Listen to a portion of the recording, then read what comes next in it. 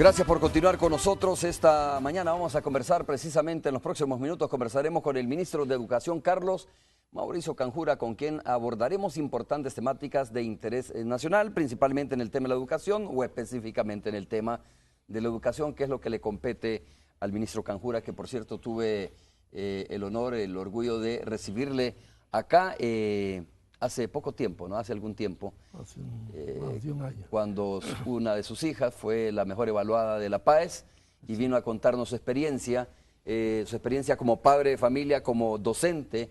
Además, el ministro Canjura fue director de la Escuela de Talentos hasta hace poco, entiendo, de la Universidad Nacional, donde se forman estos chicos que tienen habilidades muy especiales en cuanto al manejo de las matemáticas. Es un apasionado el ministro Canjura de las matemáticas también. Recientemente, junto a nuestro director Jorge Carbajo, nos recibió en su despacho y nos hablaba la pasión que tenía por los números. Así es que ojalá que le cuadren estos números en esta difícil tarea. Ministro, bienvenido, muchas gracias por estar con nosotros. Muchas gracias por permitirme la oportunidad de dirigirme a la sociedad salvadoreña. Bien, yo creo que como docente, como educador, el ministro Canjura tenía ya una radiografía de cómo está la situación educativa en el país, la calidad de la educación, la cobertura, etcétera, ¿no? Todos esos temas que confieren a este importante sector de nuestro país. Mucho se habla de que no tenemos o no estamos invirtiendo en educación lo que se debería de invertir, o por lo menos el promedio, no estamos al promedio latinoamericano. Más o menos algunos países andan por el 10%, incluso algunos de los que más invierten. Chile, por ejemplo, Costa Rica, Brasil son de los países que más invierten. Otros andan por el 5%, 6%. Nosotros andamos más o menos por el 2%, 3.3%. 3.4%. Así es. Ministro, ¿cuál es su impresión de cómo está la educación, cómo ha venido manejándose la educación en el país? ¿Qué saltos cualitativos o cuantitativos hemos dado o hemos retrocedido en la forma de cómo se ha venido abordando y desarrollando la educación? Bueno, podemos comenzar quizá por el tema de la inversión en educación, que es un buen indicador, ¿verdad? La verdad es que en El Salvador se ha venido invirtiendo cada vez menos en educación desde más o menos la década del 70. Yo recuerdo que cuando ejercí el cargo de secretario de planificación de la Universidad de El Salvador, la Universidad de El Salvador, por ejemplo, tenía una participación en el presupuesto nacional, el presupuesto de la nación, que andaba por el 3.5% del presupuesto de la nación. Ahora la Universidad de El Salvador no participa más que con el 1.4% del presupuesto de la nación. Ha venido en disminución, sí. Pero drásticamente, ¿no? Porque estamos hablando de que únicamente estamos invirtiendo en educación el 40% de lo que estamos invirtiendo a inicios de los años 80. Si lo vemos en términos globales de educación nacional, nosotros estamos invirtiendo montos que están rondando el 3.4% del Producto Interno Bruto. Ese 3.4 nos coloca, bueno, como de los países de la región que menos invierten en educación. Pero esta región no es... centroamericana. Sí, pero esta región centroamericana no es la región que más invierte en educación. Es decir, estamos hablando de que hay países que invierten en efecto... Bueno, ya Costa Rica invierte, por ejemplo, en términos de educación de nivel superior, invierte alrededor del 11%, contra un 1.4% de lo que nosotros invertimos. Bueno, eso en 10 años hace una diferencia enorme en cuanto a la educación de su gente. Entonces yo creo que sí debemos hacer un esfuerzo importante porque en la educación tenga un mayor financiamiento. Se ha venido progresando en los últimos años, pero yo creo que en efecto es un progreso demasiado tímido para todos los retos que tenemos en el sistema educativo nacional. Hemos pasado entonces probablemente en los últimos años de tener un 2 punto y algo a un 3.6%. 2.8 a 3.4. Bueno, hay obviamente un crecimiento, pero digo, cuando los fondos no son suficientes, esos incrementos no logran incidir de manera significativa en el rumbo que toma la educación en El Salvador.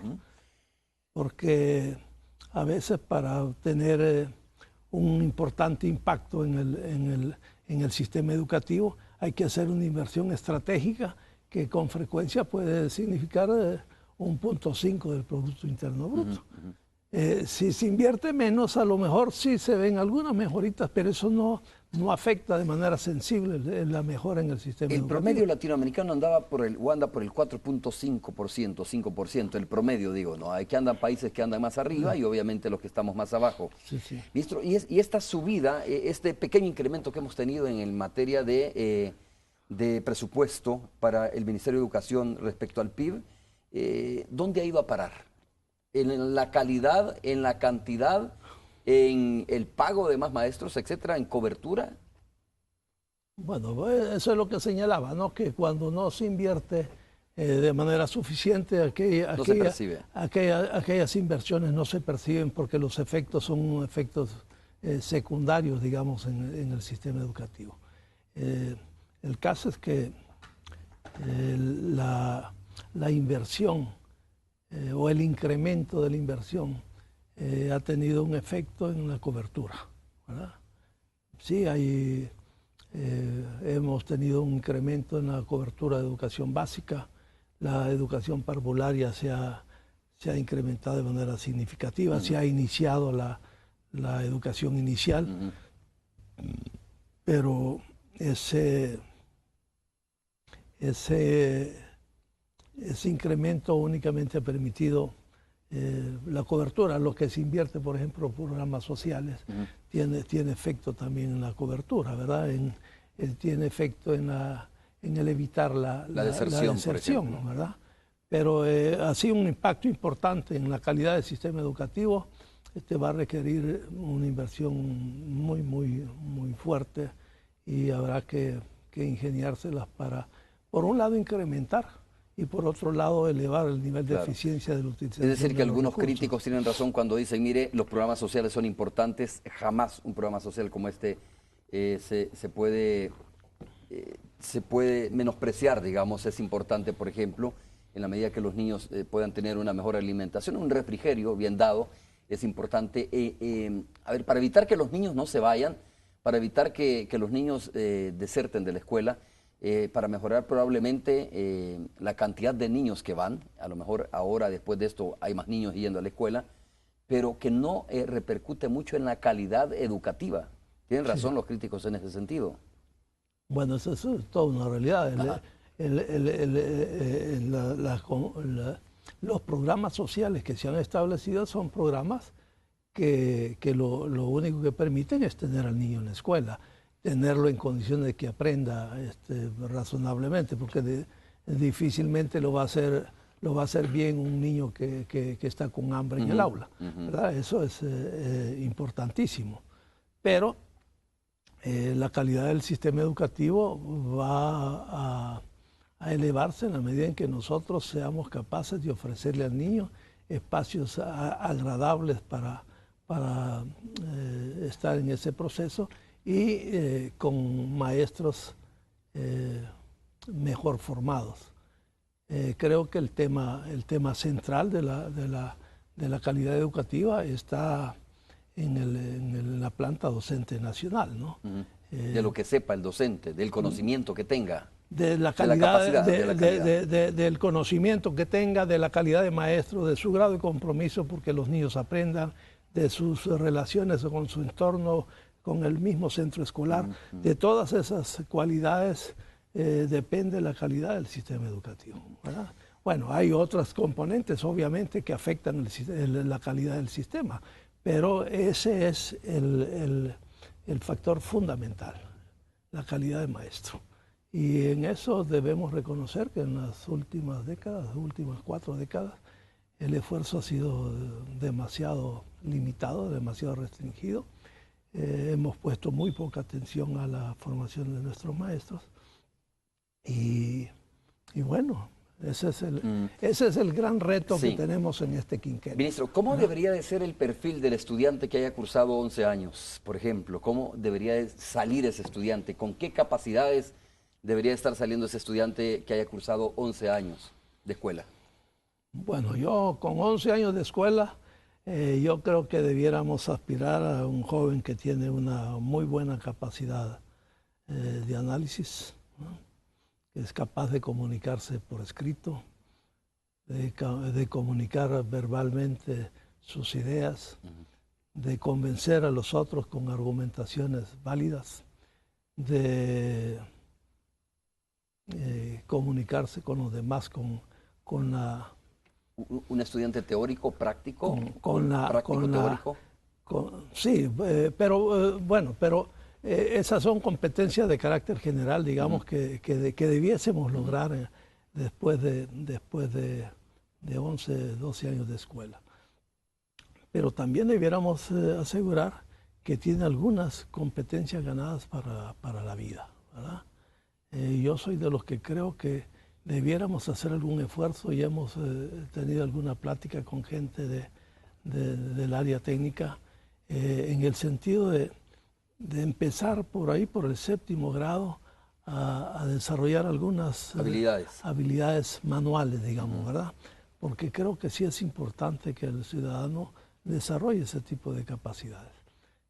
Al final de cuentas, aquel que no logra alcanzar una carrera universitaria, pues a lo mejor puede en ese periodo encontrar formas que en el futuro pueden ser su forma de vida. Y que probablemente le pueden servir para costearse posteriormente los estudios. Sí. Usted está hablando, cuando dice habilidades manuales, está hablando de algún tipo pienso, por ejemplo, que puede aprender un estudiante. Sí, claro que sí. Porque hay vocaciones de vocaciones, ¿verdad? Yo sostengo que un ebanista es un artista, claro. Pero ¿en qué momento se le provoca al joven para que se incline por ser ebanista? Es decir, en el sistema educativo no tenemos un momento en el que se dedique a eso. ¿En qué momento en el sistema educativo nosotros alentamos a que el niño se pueda hacer electricista? O que sepa de la electricidad, o que desarrolle esa habilidad. Que desarrolle, es decir, pero en todo caso hay que darle la muestra de lo que puede ser un campo como ese, ¿verdad? Y generarle a lo mejor el gusto por ese tema, ¿verdad? Así como se genera el gusto por la música, por la matemática, por la educación física, por el fútbol. Es decir, en esa misma medida debiéramos en el sistema tener momentos en los que provoquemos al niño en ese tipo de oficios, digamos, ¿no? Usted está pensando, ministro, en en un estudiante que sea teórico, pero que también sea práctico, porque a veces hay mucha teoría en la escuela, ¿no? Pero, ojalá hubiese mucha teoría.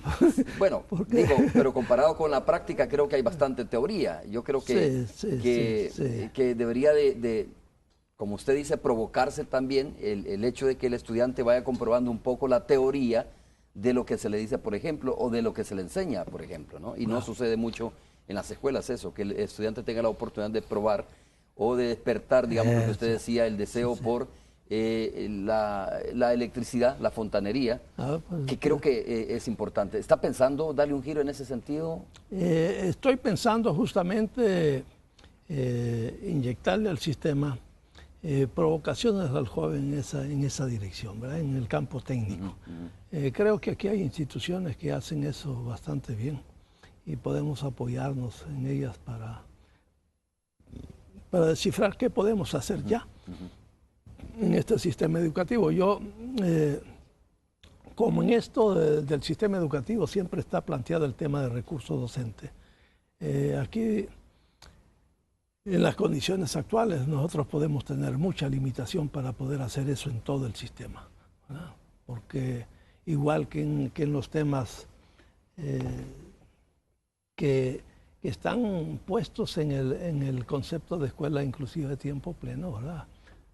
La educación musical, la educación artística, la educación física, todos esos temas son temas que deben incorporarse a la escuela inclusiva de tiempo pleno, pero de nuevo nos encontramos como sociedad con una limitante de no tener el número suficiente de docentes para atender la demanda nacional. Entonces viene el dilema por dónde comenzar, lo tiene claro por dónde comenzar. Sí, porque obviamente hay que acudir a las instituciones formadoras de docentes, ¿verdad? Las instituciones que se ocupan de formar docentes en las áreas de las artes, los que tienen capacidades para desarrollar educación musical. Es decir, tenemos que acudir a esas instituciones para hacernos un plan para que el sistema nacional, el sistema docente nacional cuente con personal calificado en esas áreas. Porque no se trata de poner al niño a jugar con una pelota, se trata también de darle una formación en educación física. O si bien es específico un deporte, también cualquier deporte tiene sus técnicas y tiene sus reglas que el niño debe aprender.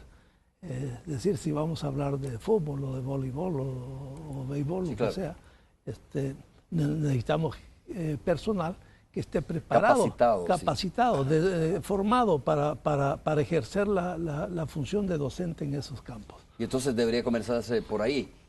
Capacitar a la gente que luego va a transmitir esos conocimientos a los niños y niñas en las escuelas. Sí. Nosotros tenemos una meta que en los 100 días vamos, en los próximos 100 días, en los 100 días contados desde la toma de posesión, desde el inicio de la gestión. En los 100 días vamos a tener un plan de formación docente para todo el país.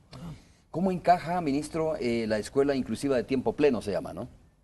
¿Cómo encaja este proyecto o esto que se comenzó a desarrollar durante la anterior administración, que por cierto estaba Francis Hattasbund como ministro de Educación, hizo una presentación a los medios de comunicación? ¿Cómo encaja dentro de toda esta formación dentro de todas estas necesidades y estas capacidades que hay que ir desarrollando? Yo creo que por ahí se encuentra la debilidad nuestra para hacer un desarrollo pleno de la escuela inclusiva de tiempo pleno. Porque no se puede hacer escuela inclusiva de tiempo pleno cuando no se tienen los recursos preparados para hacer uso eficiente de ese tiempo pleno. Y por eso es que tenemos que correr para construir los recursos que necesitamos. En las áreas clásicas que hemos venido atendiendo, que se volvieron por muchos años o por varias décadas las únicas áreas que atendíamos en el sistema educativo. Matemática, ciencias naturales, ciencias sociales, lenguaje, han sido las áreas que se han venido atendiendo casi de manera exclusiva en un importante porcentaje de instituciones de educación. Incluso ahí hay que hacer un esfuerzo significativo para poder elevar la calidad del sistema. Es decir, necesitamos ocuparnos de formar personal en áreas deficitarias, digamos, y también necesitamos fortalecer la formación de aquellos que están ejerciendo en las áreas donde tenemos número suficiente, digamos, número suficiente, pero no en la calidad requerida. Y tenemos que hacer la primera pausa. Ministro, este es un tema apasionante, es decir, de repente habrá necesidad de revisar la currícula de lo que se está impartiendo en estos 11 años de formación académica de los estudiantes. Seguramente estamos impartiendo las materias para los retos y para los nuevos tiempos. Sí. Y además de eso, pues obviamente, si las estamos impartiendo, si se está haciendo con la calidad que están demandando los nuevos tiempos, ¿no? Y hay otro tema que lo traigo aquí anotado, que es un tema muy importante, que usted lo va a entender muy bien, por supuesto. La educación como una herramienta para terminar con las desigualdades en el país. Eso es importante también, como una persona preparada, como una persona que tenga acceso a la formación, a la academia, a la escuela, pues obviamente es una persona que en el futuro va a tener mejores oportunidades, y eso rompe esta cuestión de la desigualdad, o el círculo vicioso de la desigualdad en nuestro país. Vamos a hacer la pausa, pero antes vamos a saludar a Alejandra Canales, que se encuentra en El Salvador del Mundo, tal como lo dijimos más temprano. Ahí hay una concentración de personas que aparentemente van a realizar una protesta esta mañana, que no es con educación, sino más bien, a ver, contra, pues sí, el gobierno, ¿no? Una demanda de desmovilizados, tengo entendido. Alejandra, te escuchamos. Gracias, buenos días Romeo, a los amigos televidentes también. En efecto, es un grupo de excombatientes de la Fuerza Armada que ya inició su concentración aquí en la Plaza Salvador del Mundo. Se espera que ellos salgan en marcha, aún no se sabe el destino, si será la Asamblea Legislativa, Casa Presidencial, eso está por decidirse. Ellos tienen las mismas demandas que desde hace años siguen luchando. Se encuentra conmigo uno de los dirigentes de este grupo de excombatientes. Don Timoteo, explíquenos cuál es el motivo de esta concentración esta mañana. Mire, el motivo es que ya día estamos pidiendo que nos apruebe el anteproyecto de ley que tenemos en la Asamblea Legislativa, y vemos que no han hecho caso, pues vemos que los señores diputados se han puesto a aprobar leyes, otras leyes, y las leyes de nosotros no las toman en cuenta. Entonces le hacemos un llamado a todos los señores diputados, pues, que de verdad necesitamos esta ley de todos los veteranos de guerra de la Fuerza Armada. También le hacemos un llamado al señor presidente de la República, que los atienda también, al señor Sánchez Serén, pues, porque él se ve que es diferente, y que los atienda a todos los veteranos. Ya le envió una carta, pues, y no hemos tenido respuesta. Esperamos que lo más pronto posible tengamos la respuesta, pues, porque si no, no los van a sacar de las calles, pues. Nosotros seguiremos y seguiremos. Bueno, estas son acciones pacíficas, pero posteriormente, si vemos que no hay esa iniciativa, pues, este interés de quererlos apoyar a todos los veteranos, vamos a hacer cosas de acción más fuerte. Gracias, don Timoteo. También rápidamente vamos a escuchar qué otras demandas tienen ustedes. También mejores en las condiciones como pensión. A ver, vamos a hacer una pausa comercial. Regresamos para continuar conversando con el ministro de Educación de nuestro país. Volvemos.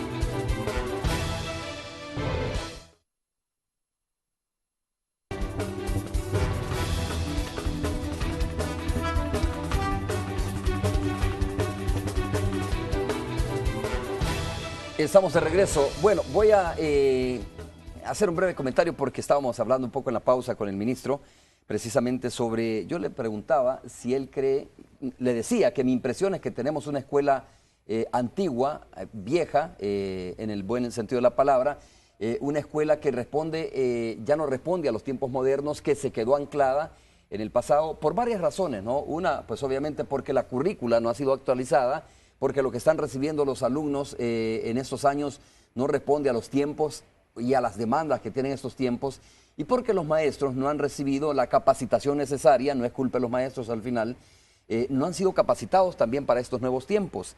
De ahí que le preguntaba al ministro si era importante de repente revisar la currícula, ¿no? No hay que cohibir a los chicos, a los jóvenes, con la tecnología, por ejemplo. Hay que inmiscuirlos en la tecnología, hay que desarrollarlos en eso. Yo le ponía el ejemplo al ministro, le decía que cuando compré este aparato, mi hijo tenía 4 años, el menor, y de repente el dilema si se lo doy o no se lo doy. Ahora no le enseño cómo tiene la pantalla este aparato, porque está bastante fracturado. Pero él ya sabe manejar esto, él ya conoce cómo manejar esto. Si yo hubiese escondido este aparato y nunca se lo doy, o sea, él fuese un poco ignorante en esa materia. Eso creo que es importante.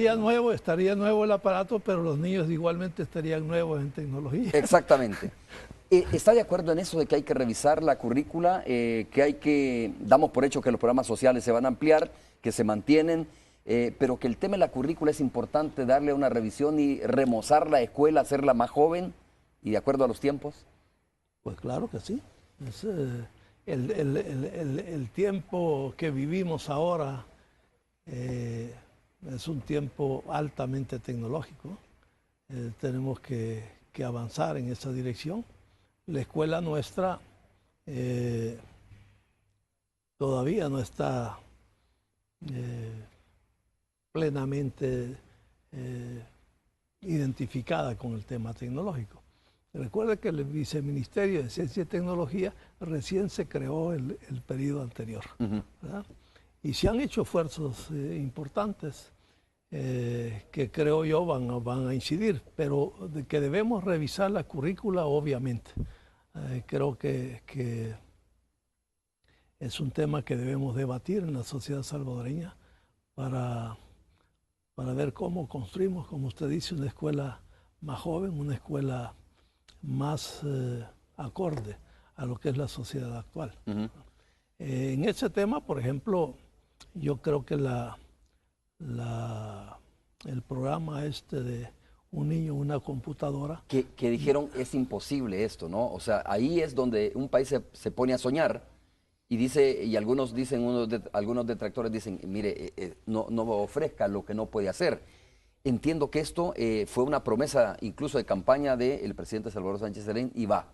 No, eso está en el programa de gobierno. Ajá. Y obviamente vamos a lograrlo. En este quinquenio lo hacemos, ¿verdad? Porque, como usted ejemplificaba con su niño, ¿verdad? El niño aprende esto con una facilidad increíble, ¿verdad? Yo creo que aquellos que hemos visto niños de 3 años, 4 años, 5 años que agarran una maquinita de esas, resulta cuestión de meses para que ellos dominen eso. Claro, claro. Lo dominan con mucho más facilidad de lo que puede dominarlo incluso un joven de 20, 25 años, ¿verdad? Porque se le desarrollan ciertas inteligencias que se exacerba, digamos, la inteligencia en esos campos en la medida en que se enfrentan a ello mucho más temprano en su vida, ¿verdad? Y claro, eso ocurre en cualquier campo. Ahora, el tema de un niño, una computadora, es un tema importante no solo desde el punto de vista de la situación tecnológica que vive el mundo y que el niño tiene que ponerse en ese mundo, sino en la importancia que tiene que el niño acceda a la información que circula actualmente en el mundo. Y eso es parte del rompimiento, digamos, de círculos de pobreza que tenemos en el país, ¿verdad? Si nosotros logramos que todos nuestros niños accedan a esto, vamos a tener una niñez mucho más informada y con posibilidad después de integrarse al mundo. Y ahí entramos al tema de la educación como una herramienta para terminar con las desigualdades, ¿no? Ministro, antes de eso, solo una pregunta así para tener más claridad.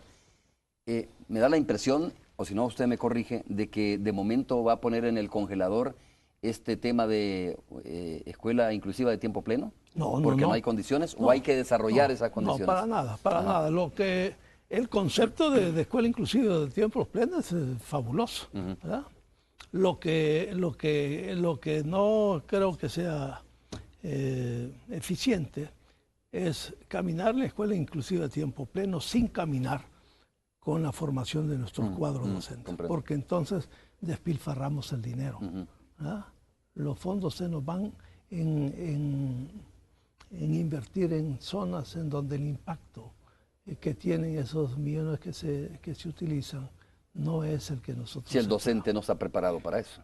Y obviamente si el docente no está preparado, por más que le pongamos materiales, esos materiales van a ser inutilizados. Yo tengo experiencia, como yo vengo del mundo de la educación, ¿no? Sí. Yo tengo una experiencia triste.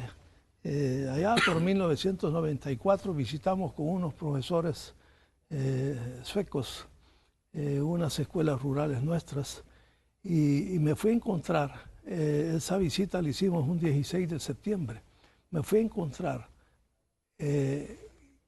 con los libros de la colección que se estaba utilizando en la escuela en ese momento, encajados, en cajas, decir, los libros no habían sido sacados de las cajas. Estoy hablando del 16 de septiembre. Es decir, usted le puede poner el mejor texto a un profesor que no está preparado y ese texto a ese profesor no le sirve. Y recíprocamente, póngale un mal texto a un buen profesor y ese profesor te lo remienda. Digo esto porque el factor fundamental no es estar invirtiendo en los aspectos que son secundarios, porque eso nos vuelve hace de la inversión una inversión ineficiente. El fundamental es ese. Cuando tengamos eso, entonces vamos a tener la posibilidad de decir, bueno, invertimos ahora en recursos educativos y hoy este profesor es capaz de utilizar eficientemente esos recursos. ¿Cómo están respondiendo las universidades a la formación docente en nuestro país? Porque también desde ahí puede comenzar el problema, ¿no? Es decir, ¿quiénes están formando a los maestros? Bien sabemos que muchos maestros no tienen la posibilidad de irse a formar a otro país. Algunos lo están haciendo, yo sé, pero no es la mayoría. La mayoría se está formando aquí en las universidades salvadoreñas. Y desde ahí puede comenzar también a tener el problema el maestro en la formación. Claro, claro. Eso es lo que digo, como nosotros descuidamos la formación de maestros. Y esto no es cuestión de irresponsabilidad de las instituciones formadoras, se trata simplemente de que de repente nos resignamos a la calidad que tenemos sin intentar evaluarnos en el mundo internacional. Porque yo sostengo que la mejor manera de evaluarse es evaluarse internacionalmente. Porque yo puedo hacer una buena PAES y estoy seguro que si se hace una PAES pretendiendo descubrir si nuestro estudiante ha alcanzado los niveles que aspiraríamos como sociedad, nos vamos a encontrar con los resultados van a ser bajísimos, ¿verdad? Incluso la prueba que nosotros administramos, una prueba que no es exigente. Es decir, está diseñada para que más o menos salgan bien los estudiantes. Es decir, creo que refleja más o menos lo que nosotros hemos venido haciendo en el sistema educativo. Pero es importante que nosotros nos veamos no solo regionalmente, en donde ya no tenemos ninguna posición privilegiada, ¿verdad? Porque al verse nada más en Centroamérica, ahí está Costa Rica, que tiene unos niveles educativos que son bastante mejores que los nuestros. El nivel universitario costarricense es un nivel bastante aceptable, digamos, en la región centroamericana es un país distinguido. Ministro, ¿sería correcto si le dijera que no se ha hecho una verdadera PAES aquí en el país? Con los estándares exigentes, ¿no? El tema tal vez no es el de la prueba. Sí, sí. El tema, aunque yo sí quiero hacer algún esfuerzo por modificar el concepto de lo que es la PAES, el tema no es la prueba, el tema es el sistema educativo. Porque en esto de la evaluación internacional de lo que nosotros hacemos, podríamos incluso, al tener resultados regionales buenos, creer que ya la cosa está resuelta, ¿verdad? Pero resulta que nosotros como región centroamericana somos en Iberoamérica, por ejemplo, o una zona que está retrasadita. ¿Y qué tal si nos vemos a nivel mundial? Peor todavía, ¿no? Un poco más difícil la cosa. Porque lo que es América Latina no está en la punta del mundo, en términos de educación, en términos de ciencia, en términos de tecnología. Cuando nosotros nos vemos así, por ejemplo, el trabajo que se ha hecho en el programa Jóvenes Talento a nivel internacional nos pone ahí donde nosotros estamos, de verdad. Porque el mundo en el campo de la ciencia y la tecnología, pues anda por el oriente del mundo, ¿verdad? Por China, por Japón, por... Ministro, hay un eslogan que dice que la educación es la solución, ¿no? Yo anoté la frase esta porque me parece que es importante discutirla, un poco en el entendido de que vamos a caminar en esas líneas de hacer una escuela joven, una escuela que responda a las necesidades y a las exigencias del mundo actual.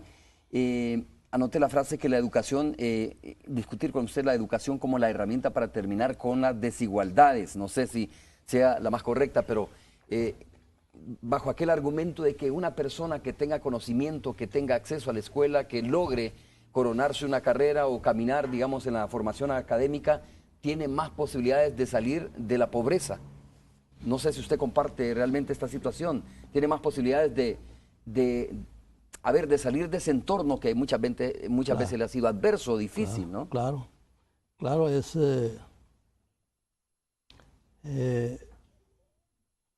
en todo caso, la educación es la única que permite que el hombre pueda gozar de ese concepto tan precioso de libertad, ¿verdad?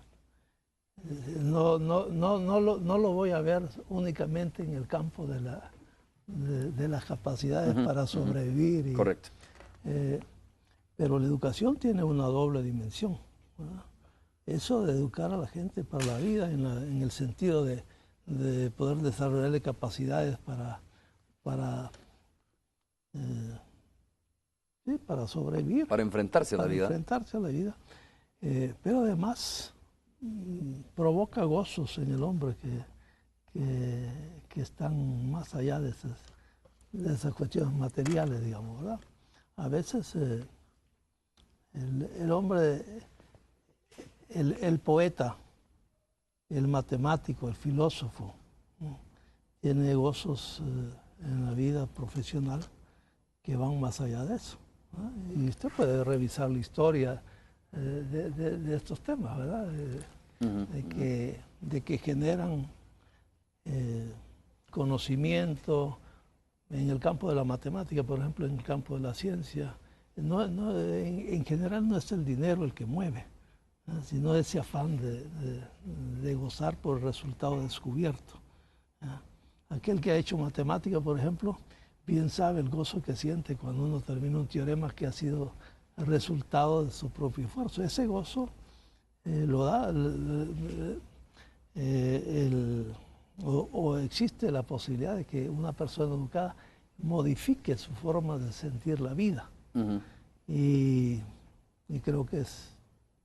Entonces, en las dos dimensiones abona la educación, ¿verdad? No solo para enfrentarse en la vida en esa forma material de enfrentarse, sino también la satisfacción personal. Sino en ese desarrollo humano, digamos, que puede tener. ¿Y usted cree que hay en este momento, sabe, ministro, cómo está la situación en este momento? Porque de repente, después de una reflexión como esta, algunos padres dicen, tienen razón, mi hijo ahora lo tengo trabajando, me lo llevo conmigo a mi trabajo y de verdad que mejor lo voy a meter a la escuela. ¿Tiene una idea de cómo está la situación en cuanto a la cobertura? Si todos o cuántos tenemos de verdad oportunidad de accesar a la educación y cuántos estamos marginados de ese beneficio. Bueno, sí. En la educación básica la cobertura está casi plena, ¿verdad? Ya en tercer ciclo tenemos un porcentaje,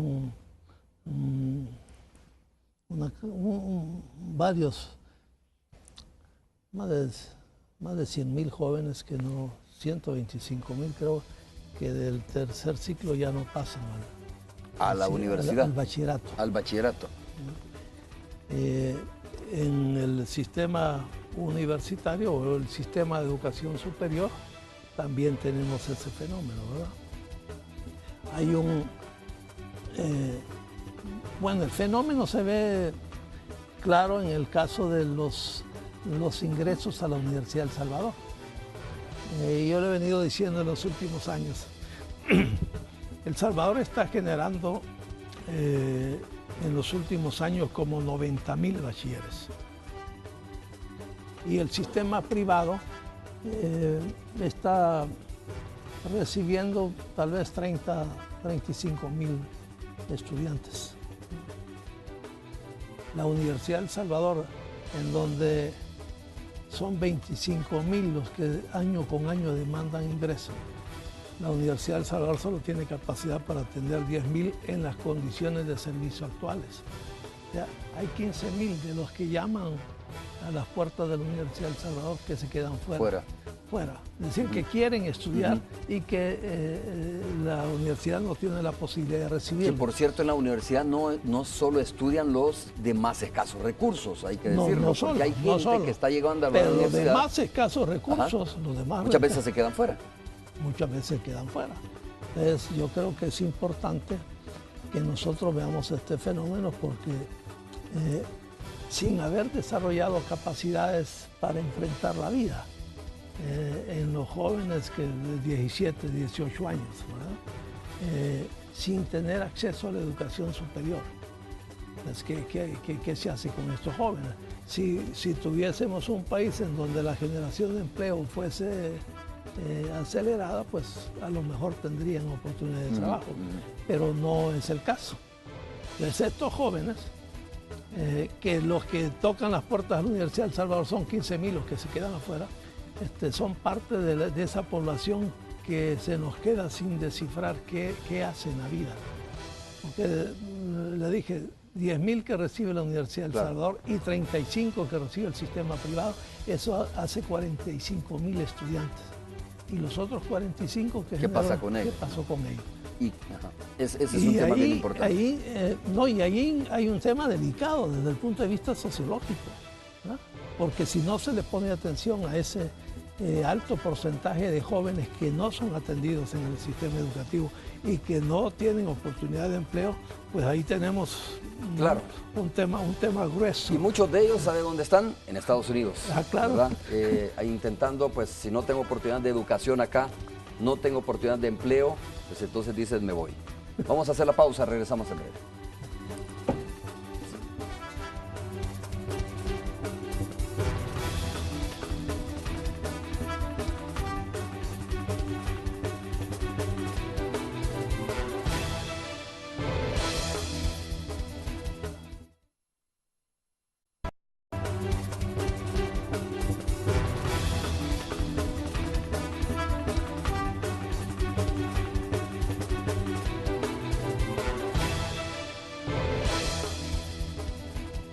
Vamos a saludar a Tony Cabezas en la radio 109. Ministro, está listo también ahí para hacerle algunas preguntas, me imagino, y vamos a aprovechar para hablar un poco sobre cómo se va a enfrentar este problema con los estudiantes que salen de bachillerato, quieren accesar a la educación superior y no lo pueden hacer, no porque no quieran estudiar, sino porque no pueden pagarse una universidad privada y la Universidad Nacional, que es la única, no tiene capacidad para absorber a estos estudiantes y darles la oportunidad. Tony, ¿cómo estás? Pues muy bien, Romeo, qué gusto saludarte a ti, a el ministro de Educación. Bienvenido a la frecuencia de Radio 102.9, ministro. Muchas gracias.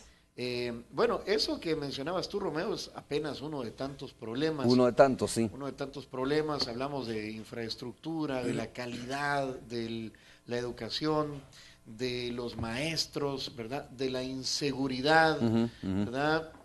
Bueno, solo quiero agregar también, nos acompaña otro nuevo funcionario de este gobierno, como lo adelantamos más temprano, el doctor Ricardo Sea, director del Instituto Salvadoreño del Seguro Social, está aquí con nosotros.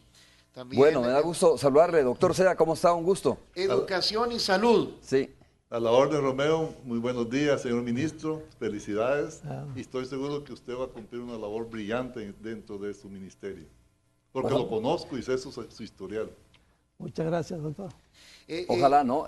Doctor Sea, que ya estuvo como subdirector en la administración anterior, ¿no? Pero ahora que está al frente del barco, digamos, que es el capitán del barco, pues obviamente también nosotros deseamos suerte a todos los funcionarios de gobierno. En la medida que estos funcionarios de gobierno hagan un buen trabajo, pues entenderíamos que el país también va a avanzar por buen camino. Así es que suerte, doctor Sea. Muchas gracias. Y pues ya le giramos una invitación para que esté aquí en los estudios. No sé si ya se la hicieron llegar. Sí, ¿verdad? ya le va a contestar la persona encargada de eso. Perfecto.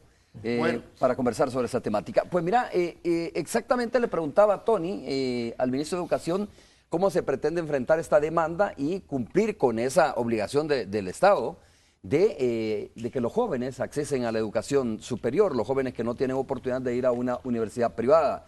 Este es un derecho constitucional que tienen los jóvenes. Y pues me decía, por ahí puede entrar el tema de la universidad en línea. Pues justamente, bueno, la universidad en línea es un compromiso contemplado en el programa de gobierno. Es algo que tenemos que impulsar en este periodo indudablemente. Pero yo quisiera señalar que justamente con la universidad en línea podríamos resolver, a lo mejor parcialmente, no de manera total, el tema de esa demanda no cubierta por la universidad pública, ¿verdad? Por la Universidad de El Salvador, que es la única pública que hay, ¿verdad?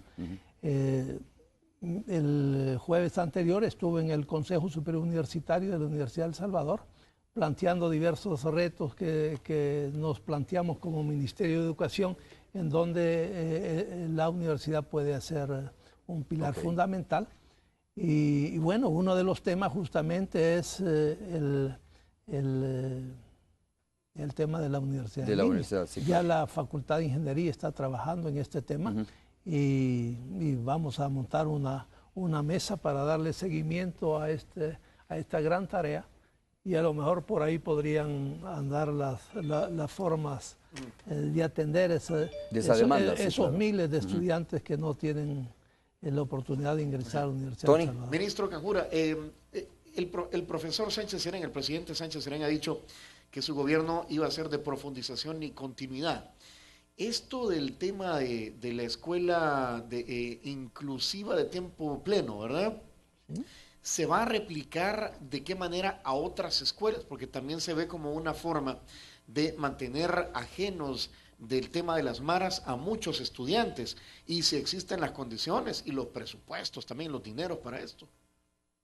Bueno, el tema de presupuesto ya lo hablamos al inicio del programa, porque en efecto tenemos que invertir de manera más agresiva en el tema educativo. Ahora, la escuela inclusiva de tiempo pleno tiene como propósito pues desarrollar de manera más integral las capacidades de los niños y los jóvenes nuestros. Es decir, hemos venido por varias décadas atendiendo únicamente las áreas fundamentales del conocimiento, como son lenguaje, ciencias sociales, ciencias naturales y matemáticas. Pero hay toda una gama de conocimiento y de quehaceres que es importante que desarrollemos en los niños, que se refieren a educación física, educación artística, que no han sido atendidos y no se encuentra con un déficit importante de formación de maestros que debemos atender de inmediato para que esa escuela inclusiva de tiempo pleno sea factible. Es decir, escuela inclusiva de tiempo pleno significa que vamos a atender también esas nuevas necesidades y lo que hasta ahora se ha hecho, han sido planes piloto que no tienen la componente de esta formación de maestros. Tony, preguntarle al doctor Sea, ¿por dónde van a ir los énfasis del Seguro Social? Ya para ir terminando el enlace, hay mucho trabajo en el Seguro Social y me imagino que tiene, por supuesto, la radiografía, ¿no? El doctor Sea, de por dónde va la hoja de ruta para fortalecer el trabajo y el servicio que presta el Seguro Social. De hecho, es una institución muy grande, muy complicada. Se ha avanzado bastante en estos últimos 5 años, pero todavía hay retos que cumplir. Y estamos iniciando con un reto principal. Vamos a trabajar para cortar los tiempos de espera de los pacientes, primero en el área de emergencia. Porque hay pacientes que llegan desde las 8 de la mañana y son atendidos tal vez hasta mediodía, a las 10 o a las 2 de la tarde, y no es posible. Y hay factores estructurales, hay factores de personal, hay factores de diferente índole, hasta de actitud de parte del personal, y en eso vamos a trabajar para los primeros 100 días. Y la otra cosa que estamos implementando, espero en Dios, antes de los primeros 100 días, es hacer realidad lo que se anunció el año pasado, el quinquenio pasado. El pago en línea de planillas para los proveedores. Ya estamos trabajando en eso, espero que en julio podemos iniciar ya para que las personas los patronos puedan depositar sus pagos directamente en los bancos. Eso es por el momento lo primero que vamos a enfocar. Ok, qué bien. Tony, saludos. Saludos al ministro Canjura, a ver qué día podemos platicar también con él, acá más largo y tendido, ¿verdad? Vamos a ver cómo, bueno, ¿quién le va en el Mundial? El ministro Canjura, ¿o no está usted metido en me imagino que sí. Matemáticamente, usted como matemático, no sé si ha hecho algún cálculo sobre quién va a ganar el Mundial, ministro. Bueno, numéricamente, ¿quién tiene más posibilidades, por decirlo así? Los cálculos iniciales ya se me derrumbaron España. con la eliminación de España. Me imaginé. Ahí no Un se gusto. aplica mucho la matemática, ¿no? Porque Un gusto, si así fuera. entonces. ¿Y el doctor Sea? El doctor Sea, ¿quién le va a Saludos, decir? doctor. Pues acompaño al ministro Se le cayó Canjura, yo también. también tenía muchas esperanzas. En España. Estoy buscando otro equipo. Otra alternativa. Bueno, mire que pues a Costa Rica muy está bien, bien, ¿no? muy bien, Por lo menos el primer partido. Chile ha jugado muy bien también. Son países latinoamericanos que uno de repente dice no da 5 por ellos, pero ojalá que la corona se quede aquí Mire, en Latinoamérica. aprovecho, ministro, apuéstele al deporte con los jóvenes, a la claro educación está, física. claro Por está. favor, hay que apostarle a eso. Ya lo dije, vamos a correr para construir una planta docente en el área de educación física a nivel nacional. Qué bueno, porque eso ya nos imparte en las escuelas. Sí, hasta Saludos, luego, hasta Tony, luego. muchas gracias. Qué gusto. A ver, algunos correos a través de mi Twitter, ¿no? Dice, por ejemplo, a este gobierno le conviene tener un pueblo topado que vivan de la miseria que les regalan. Eso es lo que ya no queremos, es lo que ya no se debe, ¿no? De tener un pueblo ignorante, porque, pues si usted, ya lo hemos dicho aquí, un pueblo ignorante, pues obviamente es más fácil de manipularle. Y además es un derecho el tema de la educación. Ministro, muchas gracias. Muchos comentarios, no los puedo leer por cuestiones de tiempo, pero esto me parece importante. Eso es lo que se debe evitar. Se debe de evitar que la gente pues ya no tenga conocimiento. Se debe proporcionar el conocimiento para que la gente pues pueda hacer análisis, como usted dice. Sí. Los estudiantes de 11 años ya deben de salir haciendo análisis sobre la situación del país. Saludos, muchas gracias, ministro, por haber muchas estado con gracias, nosotros. muy amable. Vamos a seguir de cerca todos estos proyectos del Ministerio de Educación, como un estudiante, una computadora, como escuela inclusiva de tiempo pleno y todas las iniciativas que usted pueda desarrollar. Perfecto, sí. Vamos a hacer una pausa, regresamos ya para el cierre. De hecho, sabemos.